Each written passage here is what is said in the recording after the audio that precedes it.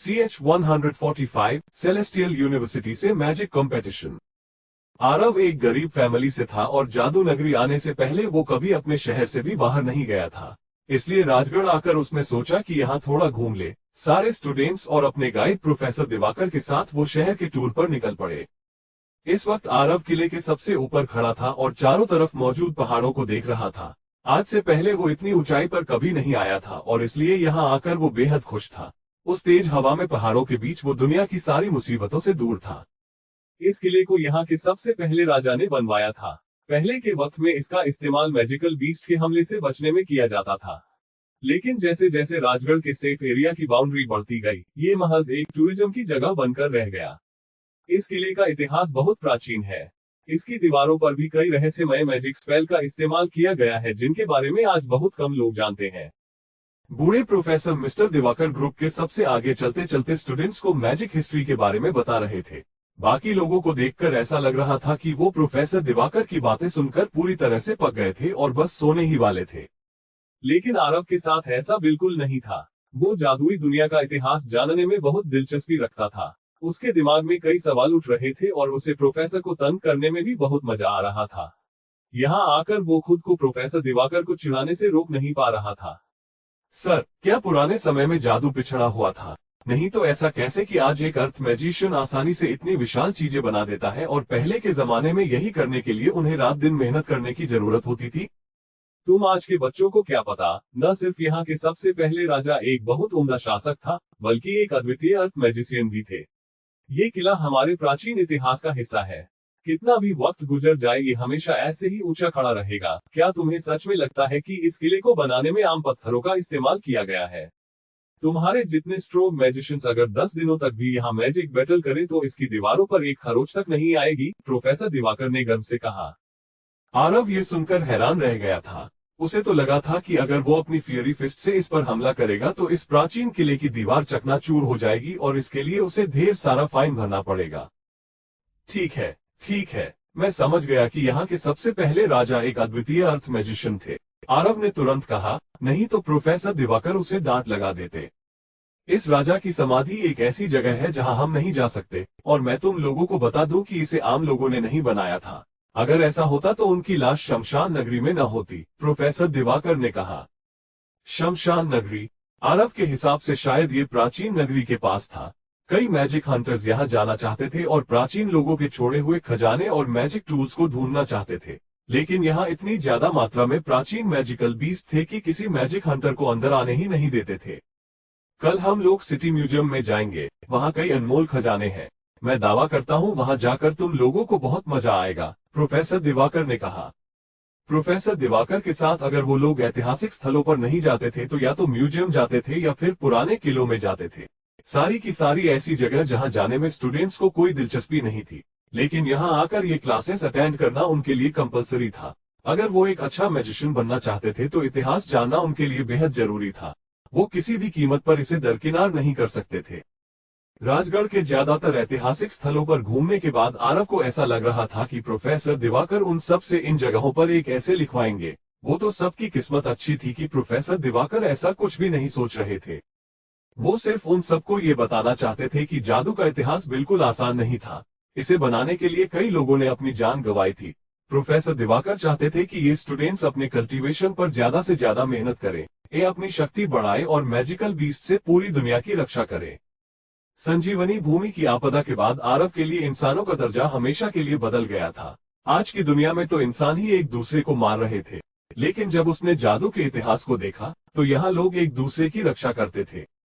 Magic battles इंसानों के बीच नहीं बल्कि इंसानों और मैजिकल बीस्ट के बीच होते थे। आरव जिस दुनिया से आया था उस दुनिया का इतिहास भी कुछ ऐसा ही था, बस वहाँ जादू की कमी थी।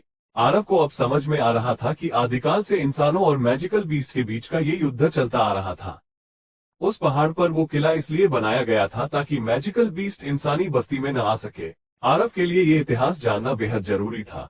वो चाहता था कि अपनी आने वाली पीढ़ियों को भी इस बारे में बता सके। शायद दूसरे स्टूडेंट्स भी मैजिशियन बनने का सच्चा अर्थ नहीं समझ पाए थे, लेकिन संजीवनी भूमि की उस आपदा के बाद आरव को इस बात का गहरा अनुभव हो गया था कि कैसे मैजिकल बीस्ट इंसानी बस्ती में आकर उन्हें तबाह कर देते थे।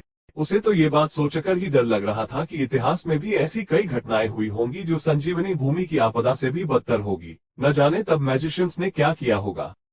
12 हेरिटेज साइट्स जाने के बाद वो लोग आखिर सेलेस्टियल यूनिवर्सिटी पहुंच ही गए थे। यहाँ पहुंचकर आरव को लग रहा था कि उसने सेलेस्टियल यूनिवर्सिटी की जितनी भी तारीफ सुनी थी वो कम थी। उसके दिमाग में अपनी दुनिया की कई फेमस यूनिवर्सिटीज के नाम आ रहे थे, लेकिन वो भी इसके सामने कुछ भी नहीं थे। ये जादुई दुनिया की टॉप यूनिवर्सिटीज में से एक थी। हर साल मैजिक यूनिवर्सिटीज के बीच में एक एक्सचेंज होता था। ये बहुत आम बात थी। आर्केन मैजिक यूनिवर्सिटी जादू नगरी की टॉप यूनिवर्सिटी थी। इसकी ये रैंकिंग सिर्फ नाम की ही नहीं थी।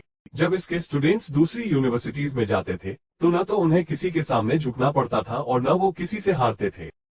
इस बार मिस्टर दिलीप की किस्मत बिल्कुल अच्छी नहीं थी। उनके पास 40 यूनिवर्सिटीज के एक्सचेंज स्टूडेंट प्रोजेक्ट में से किसी एक को चुनने का मौका था और उन्होंने सेलेस्टियल यूनिवर्सिटी को चुना, जो देश की नंबर 1 यूनिवर्सिटी थी। जब यूनिवर्सिटी बोर्ड को इस बारे में पता चला था तो सारे मेंबर्स गुस्से से लाल हो गए थे। हाँ, आर्केन मैजिक यूनिवर्सिटी देश की टॉप यूनिवर्सिटीज में से एक थी, लेकिन सेलेस्टियल यूनिवर्सिटी से कंपेयर करने पर इसकी शक्ति कम थी। आखिर सेलेस्टियल यूनिवर्सिटी का इतिहास बहुत पुराना था। यहाँ बड़ी बड़ी फैमिली के स्टूडेंट्स को आम स्टूडेंट्स की तरह ट्रीट किया जाता था। यहाँ जीनियस लोगों का बसेरा था। यहाँ 2-3 लोगों में एक न एक तो जीनियस मिल ही जाता था। आर्केन मैजिक यूनिवर्सिटी के बोर्ड मेंबर्स इस बार काफी प्रेशर में थे। जादू नगरी की सबसे बेस्ट यूनिवर्सिटी होने के नाते वो ये तो मान सकते थे कि उन्हें सेलेस्टियल यूनिवर्सिटी से डर लगता था। इसलिए इस बार बोर्ड मेंबर्स ने खुद सीनियर कैंपस के सबसे बेस्ट स्टूडेंट्स को यहाँ के लिए चुना था ताकि वो आर्केन मैजिक यूनिवर्सिटी की इज्जत रख सके।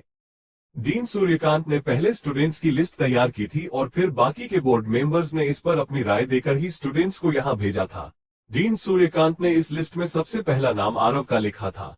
भला वो कैसे भूल सकते थे कि आरव ने अकेले ही शैतान नगरी के एक पूरे नेटवर्क को तबाह कर दिया था। सेलेस्टियल यूनिवर्सिटी के स्टूडेंट्स कितने भी डरावने क्यों न हो, वो शैतान नगरी को तो पीछे नहीं छोड़ सकते थे। इसका मतलब आरव इन लोगों से जीत सकता था। इसके बाद दिन सूर्यकांत ने उन लोगों के नाम भी लिस्ट में डाले थे जिन्हें आरव जानता था। उनमें से एक था आरव का पिछला रूममेट रुद्र और दूसरी थी श्रेया, जिसके साथ आरव अभी रह रहा था। इसके साथ साथ उन्होंने रूही और उसके क्लासमेट समरना मैजिशियन प्रणव का भी नाम डाला था। आरव के जानी दुश्मन ईशान और आरुष का नाम भी इस लिस्ट में शामिल था। इसके अलावा जिस लड़की प्राची ने उसे हिल किया था और एक ललित नाम का लड़का भी इस लिस्ट में था। ये सारे स्टूडेंट्स अभी अभी जूनियर कैंपस से सीनियर कैंपस में आए थे और देखा जाए तो आरव इन सारे लोगों को जानता था, सिर्फ उस लड़के ललित को छोड़कर। आरव को मिलाकर इस बार टोटल 9 एक्सचेंज स्टूडेंट्स थे जो सेलेस्टियल यूनिवर्सिटी जा रहे थे। मिस्टर दिलीप इस ग्रुप के लीडर थे और प्रोफेसर दिवाकर स्टूडेंट्स के एडवाइजर। न जाने आरव कैसा होगा, मुझे उससे मिले कितने दिन हो गए हैं।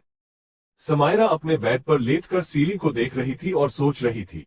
उसने आरव को आखिरी बार सीट के साथ उस मुकाबले में देखा था जो संजीवनी भूमि की आपदा के लगभग 1 हफ्ते पहले हुआ था। न जाने वो कहाँ होगा, किसी यूनिवर्सिटी में अपनी आगे की पढ़ाई कर रहा होगा या फिर कहीं उसने आर्मी तो कोई नहीं कर ली। काश मैं उससे खुद ही पूछ पाती। ये सब बातें सोचते सोचते समायरा को पता भी नहीं चला और उसकी नींद लग गई। सेलेस्टियल यूनिवर्सिटी पहुंचने के बाद एक टीचर ने आर्केन मैजिक यूनिवर्सिटी से आए हुए सभी लोगों का वेलकम किया और सारे स्टूडेंट्स को उनके डोम रूम्स असाइन कर दिए। अब वो लोग एक इंटरमीडिएट मैजिशियन थे। देखा जाए तो उन्हें एक पोस्ट ग्रेजुएट स्टूडेंट समझा जा सकता था, इसलिए उनके रहने का अच्छा इंतजाम किया गया था। डोम में एक बहुत बड़ा सा कॉमन हॉल था और बाकी सबके कमरे अलग अलग थे। देखा जाए तो ये डोम बहुत आलीशान था। इसके अलावा ये बहुत ऊंचा भी था और आरव जैसे स्टूडेंट्स के लिए ये जगह एकदम परफेक्ट थी, जिसे रात के अंधेरे में छत पर अपना कल्टीवेशन करना पसंद था। उसने तो सोच लिया था कि वो सीधे अपनी बालकनी से शैडो स्पेल का इस्तेमाल करके छत पर पहुंच जाएगा। प्रोफेसर दिवाकर, आप और स्टूडेंट्स अब आराम क्यों नहीं करते? कल बाकी यूनिवर्सिटीज के 6 एक्सचेंज स्टूडेंट्स भी आएंगे और जैसे ही सब सेटल हो जाएंगे तो हम अपना पहला इवेंट कर सकते हैं, उनके साथ आए हुए टीचर ने उन्हें बताया। इतनी जल्दी? मिस्टर दिलीप हैरान रह गए थे। पहला इवेंट कंपेयरिंग नोट था। इसमें सारी यूनिवर्सिटीज की पढ़ाई गई मैजिक थ्योरीज को एक साथ कंपेयर करते थे। ये इवेंट था तो बहुत जरूरी, लेकिन स्टूडेंट्स ने ये नहीं सोचा था कि ये इतनी जल्दी होगा। जल्दी, यही तो सही समय है इवेंट करने का। इस साल का सबसे जरूरी वक्त समझिए मिस्टर दिलीप, और इस साल तो मैजिक थ्योरी के अलावा प्रैक्टिकल्स भी बहुत जरूरी है। इसलिए जितना जल्दी हम शुरू करेंगे उतना ही बेहतर होगा, उस टीचर ने हंसते हुए कहा। अगर ऐसा है तो फिर ठीक है, मैं कल आप लोगों को लेने आ जाऊंगा। स्टूडेंट्स, तुम सबको भी अब आराम करना चाहिए। हमने आर्केन मैजिक यूनिवर्सिटी और उसके स्टूडेंट्स के बारे में बहुत सुना है, इसलिए हमने यूनिवर्सिटीज के बीच एक छोटा सा कंपटीशन भी रखा है। उम्मीद करते हैं कि तुम लोग सेलेस्टियल यूनिवर्सिटी के स्टूडेंट्स को बुरी तरह नहीं हराओगे, मिस्टर शशांक ने मुस्कुराते हुए कहा। उनके चेहरे से साफ समझ में आ रहा था कि वो स्टूडेंट्स की झूठी तारीफ कर रहे थे। मिस्टर शशांक की बातें सुनकर मिस्टर दिलीप को बहुत गुस्सा आ रहा था। इसे इतना ड्रामा करने की क्या जरूरत है? यहाँ सब लोग जानते हैं कि सेलेस्टियल यूनिवर्सिटी देश की सबसे टॉप यूनिवर्सिटी है। बड़ा आया शो की दुकान कहीं का, मिस्टर दिलीप ने मन ही मन सोचा। मिस्टर शशांक के जाने के बाद आरव के दिमाग में कई सारे सवाल घूम रहे थे।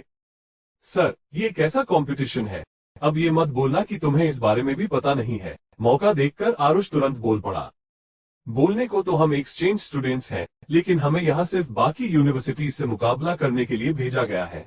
ज्यादा परेशान होने की जरूरत नहीं है। जैसे अपनी यूनिवर्सिटी में एक दूसरे से कम्पीट करते थे, वैसे ही यहाँ मिलकर दूसरी यूनिवर्सिटीज से कम्पीट करना है, और हमारे अलावा भी तो कई यूनिवर्सिटीज हैं, प्रोफेसर दिवाकर ने कहा। नहीं सर, ये मामला इतना सीधा नहीं है। दूसरी यूनिवर्सिटीज के लोग चाहे हारे या जीते, उससे कोई फर्क नहीं पड़ता।